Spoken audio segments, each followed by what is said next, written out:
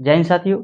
जैसा कि बिहार दरोगा का आपका इंतजार था कि वैकेंसी कब आएगी, तो देखिए, हालांकि बहुत दिन से वैकेंसी के बारे में चर्चा चल रही थी कि अब आ रही है, अब आ रही है, लेकिन बहुत दिनों से इसकी कोई सूचना नहीं मिल पाने के कारण हम वीडियो नहीं अपलोड कर रहे थे इसके संदर्भ में। तो जैसा कि अभी जो एक पेपर के माध्यम से एक नोटिस आया है, उसमें आपको साफ-साफ लिखा गया है कि बिहार दरोगा की वैकेंसी 1275, कितना है? 1275 वैकेंसी आपके अक्टूबर माह में आने की संभावना है और मेरे ख्याल से आ भी जाएगा।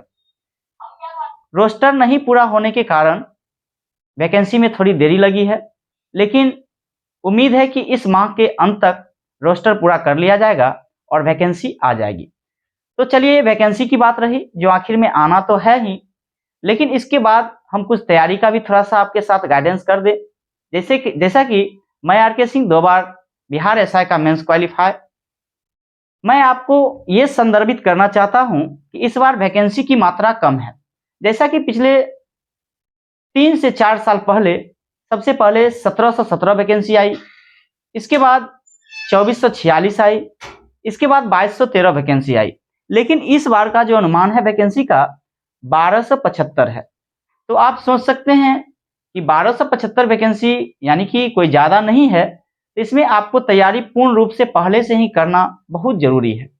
अगर आप ये सोचेंगे कि वैकेंसी आएगी, फिर हम तैयारी स्टार्ट करेंगे, तो आपका एग्ज़ाम में कहीं न कहीं रिज़ल्ट आप खो पाएँगे। इसलिए उम्मीद करते हैं कि आप वैकेंसी आने से पहले ही तैयारी में लग जाएँ और वैकेंसी मैं जो कह रहा हूँ कि अक्टूबर माह में वैकेंसी आएगी ही आएगी, इतना आप तय कर लीजिए, क्योंकि बहुत दिन से आखिर में चल रहा था रोस्टर की प्रक्रिया और इस माह में रोस्टर पूरी हो जाएगी। तो जैसे ही रोस्टर पूरी होगी, आपको 2 से 3 सप्ताह के अंदर वैकेंसी देखने के लिए मिल जाएंगे। तो आपसे उम्मीद यह है कि आप तैयारी को किस प्रकार गेन कर पाएंगे। आखिर में 1275 सीट ही आएगी, तो 1275 सीट में लेना थोड़ा-सा टफ होता है और टफ उस मामले में होता है जब आपकी तैयारी कमज़ोर है। तैयारी आपकी अच्छी है तो टफ नहीं होगी। तो आपसे उम्मीद ये है, सबसे पहले मैं प्री के लिए थोड़ा-सा गाइडेंस कर दूँ। हालाँकि सिलेबस के बारे में मैंने पिछले वीडियो में भी आपको सूचित किया था। इस वीडियो में भी थोड़ा-सा बता देता हूँ कि प्री आपको किस प्रकार से तैयारी करनी है। प्री के लिए देखिए, सबसे पहले ये जान जाइए कि 100 टोटल प्रश्नों की संख्या कितनी होती है? 100 प्रश्न होते हैं। इन 100 प्रश्नों में आप सबसे ज़्यादा देखने को अगर मिलते हैं, तो वो मिलते हैं हिस्ट्री, ज्योग्राफी एंड पॉलिटी से। हिस्ट्री, ज्योग्राफी एंड पॉलिटी से। यही 3 सेक्शन से आप क्वेश्चन अगर देखने का प्रयास करें या प्रीवियस में देख सकते हैं आप, मात्र इन 3 सेक्शन से आपको 50 क्वेश्चन देखने के लिए मिलेंगे। आप ध्यान दीजिएगा, मात्र इस 3 सेक्शन से आपको 50 क्वेश्चन देखने के लिए मिलेंगे, हिस्ट्री, ज्योग्राफी एंड पॉलिटी। अब वही ज्योग्राफी में इंडियन ज्योग्राफी भी ले लीजिए, वर्ल्ड ज्योग्राफी भी ले लीजिए, तो 50 क्वेश्चंस इसमें से देखने के लिए आपको मिलेंगे। इसके बाद रहा करंट अफेयर्स का, तो प्री में करंट अफेयर्स हालांकि 2213 जब हुआ है, तो उसमें करंट अफेयर्स की मात्रा कुछ कम कर दिया गया था।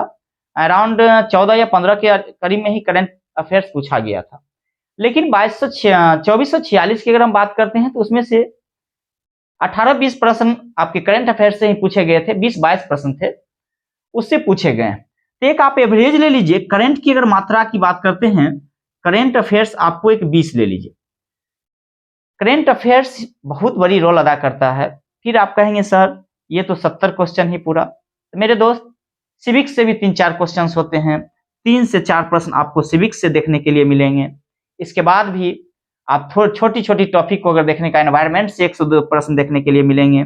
इसके बाद हालांकि मैथ का सिलेबस नहीं है, लेकिन बिहार दरोगा जब भी एग्जाम ले रही है इधर फिलहाल में, 2446 हो या 2213 हो, उसे मैथ भी 5 से 6 मैथ जो है उसमें से दे दिया जाता है।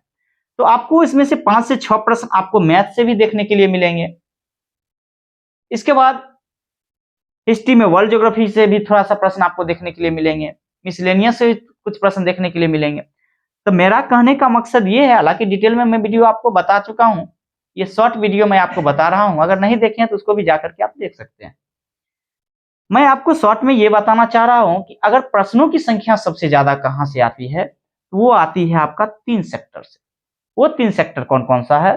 हिस्ट्री है, ज्योग्राफी है और पॉलिटी है। हालांकि वर्ल्ड हिस्ट्री से क्वेश्चंस 2 से 3 प्रश्न ही आते हैं, ज्यादा प्रश्न नहीं रहते हैं, लेकिन इंडियन हिस्ट्री से ही ज्यादा प्रश्न रहते हैं, मॉडर्न हिस्ट्री से, प्राचीन हिस्ट्री से, इस प्रकार के प्रश्न ज्यादा रहते हैं। इसके बाद ज्योग्राफी की बात करें, वर्ल्ड ज्योग्राफी से भी 4 से 5-6 प्रश्न आपको मिलेंगे, लेकिन इंडियन ज्योग्राफी की बात करें तो इंडियन ज्योग्राफी में आपको 10 से 11 प्रश्न आपको देखने के लिए मिलते हैं। कभी कभी 12-13 भी प्रश्न आपको मिल सकते हैं।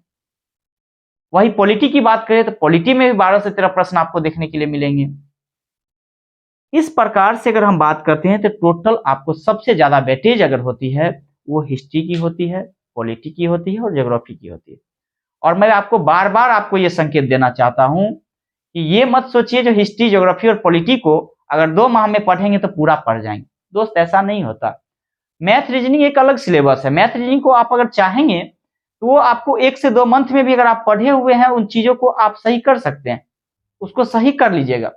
लेकिन जीके जीएस एक ऐसा सब्जेक्ट होता है जो कि आप बार बार पढ़ेंगे और बार बार भूलेंगे भी।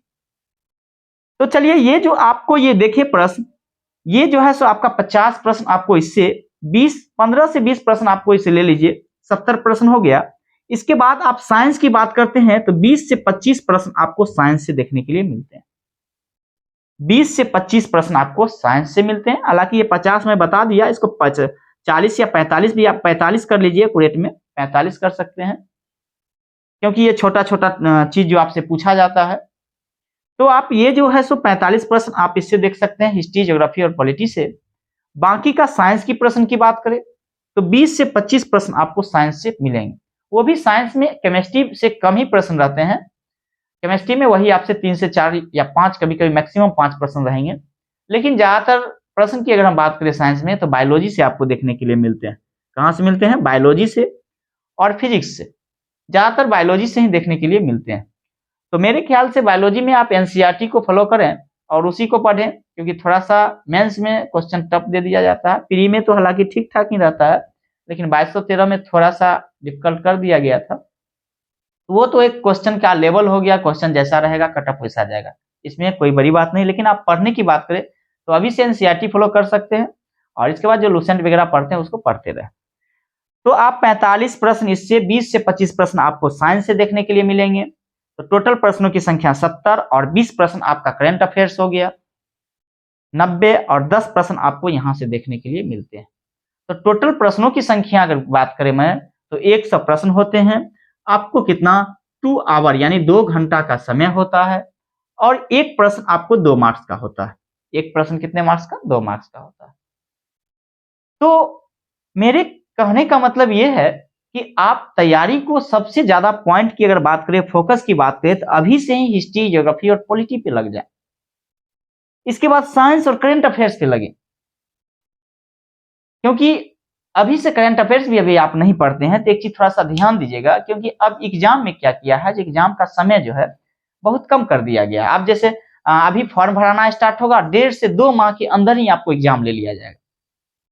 तो उस जगह पे आप सोचेंगे कि फॉर्म भरने के बाद 10 दिन में करंट अफेयर्स पढ़ ले, तो थोड़ा सा डिफिकल्ट हो जाती है। इसलिए आप अभी से ही पढ़ते रहे तो थोड़ा सा चीजें आसान हो जाएगी।